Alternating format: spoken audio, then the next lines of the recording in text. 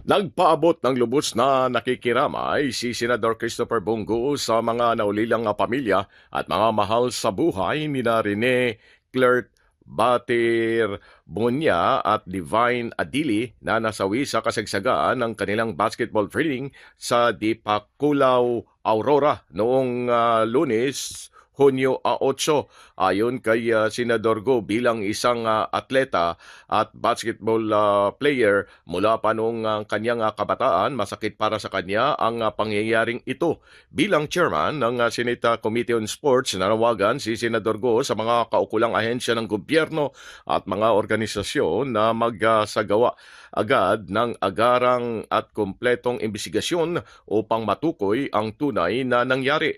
Maraming katanungan anya ang kailangang sagutin upang makamit ang buong katotohanan. Kaisa umano ang senador sa paghahangad na malaman ang lahat ng katotohanan. Kaugnay nito, kinikilala ni Senador Go ang inisyatibo ng Philippine Sports Commission na magsagawa ng agarang pagpupulong hinggil sa insidenteng ito. Nagdag pa ni Senador Go na mahalagaan niya para sa kanya ang kaligtasan sa lahat ng training ng mga atleta at kabataang sports enthusiasts.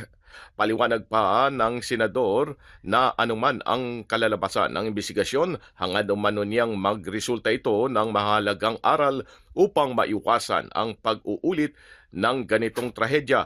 Kung kinakailangan ng batas o polisiya para maiwasan ito, handa si Senador Go itong tugunan sa Senado. Muling ipinapaabot ni Senador Go ang kanyang taus-pusong pakikiramay sa mga pamilya ng mga biktima, lalo na sa pamilya ni Rene Clerk Bater Bunya bilang kapwa niyang Mindanawan. Dagdag pa ni Senador Go na nakausap na rin nito ang ina ni Rene na si Mama Rovilyn Bater Bunya at nagpaabot na rin siya ng tulong sa pamilya nila.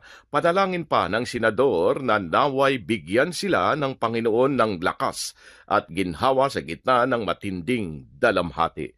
Pilipinas, mula sa Senado, Silvestre Rambulabay, Radyo Kayo Manggi.